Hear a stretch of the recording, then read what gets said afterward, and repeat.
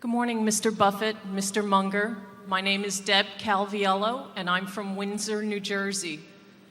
I'm 45 years old and have achieved financial independence in that I'm able to manage the money of my spouse and myself full-time. And that goes to marrying well, part of that. That could be a big part of it. Marrying well in the sense that I received the encouragement and the confidence to pursue that. That's terrific. I was going to ask you a question more along the lines of diversification, but I think I will put it this way. I'll skew it a little differently. Each of us has a traditional IRA, a Roth IRA, and together we have a brokerage account.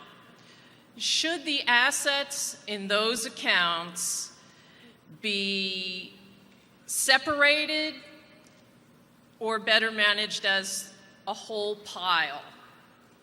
In other words, have overlapping securities in each account, or different types of securities relegated to a specific account? Yeah. Well, I would say your marriage sounds like it's going to last, so I think you should think of yourself and your husband as a unit. And you should, in my view, you should look at your overall financial condition and not worry about where the location of the assets will be. So if you have a net worth of X, and you have 20% of it and you're in a 401k and 30% outright and so on like that, just look at the whole picture and decide what mix of assets, what type of assets you want, and don't treat them as being in separate pots. I mean, at Berkshire, we own stocks in a whole bunch of different, our insurance companies own stocks in separate portfolios, and we even have a portfolio in Cologne, as mentioned earlier. I don't even think about what entity anything is in. It's all working for Berkshire, and I think you should.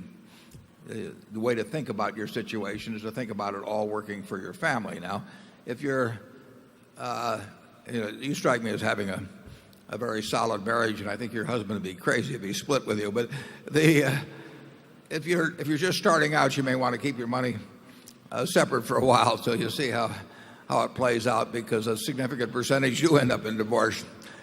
I don't get into marriage counseling very often, so I can feel the ground sort of disappearing between my feet here, but I will turn it over therefore to our marital expert, Charlie Munger.